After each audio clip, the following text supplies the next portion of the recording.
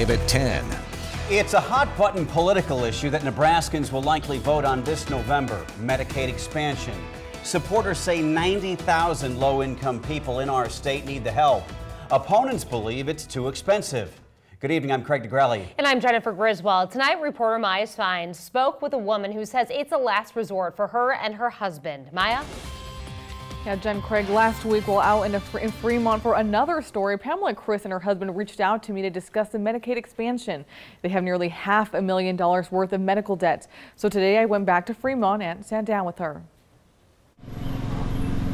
Pamela, Chris like to sit outside on her picnic table to relax and not think about medical bills. When the bills come, I shred. I don't want to look at them.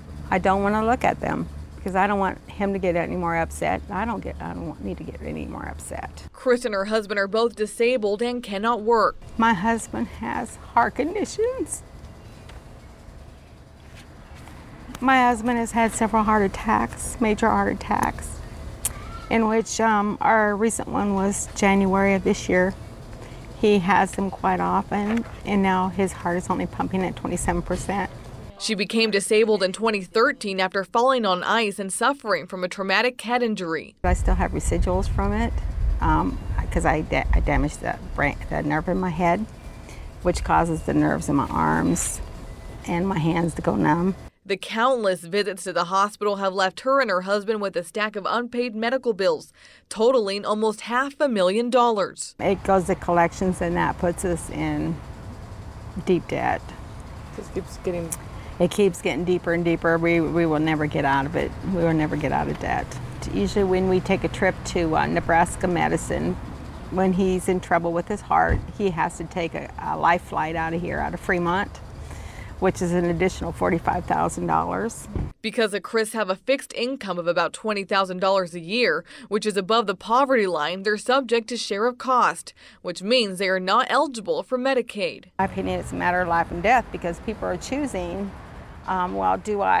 if I have a symptom, if I have chest pains, do I stay home, take that chance? Or do I call an ambulance and think about that bill that I'm going to get?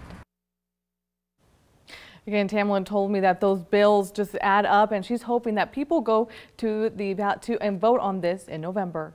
Reporting live from the studio, Maya Signs, 3 News Now. Opponents of Medicaid expansion who have been able to defeat it in the unicameral are trying to keep it off the ballot in November. Senator Lydia Brash says the cost of providing more coverage will have a negative effect on property taxes. Former Senator Mark Christensen is joining her in the lawsuit. Last week, a group called Ensure the Good Life turned in 135,000 petition signatures to bring it to a referendum. Tonight, the group responded to the lawsuit saying this is clearly a desperate attempt to block the people's ability to voice their opinion on this issue. Tonight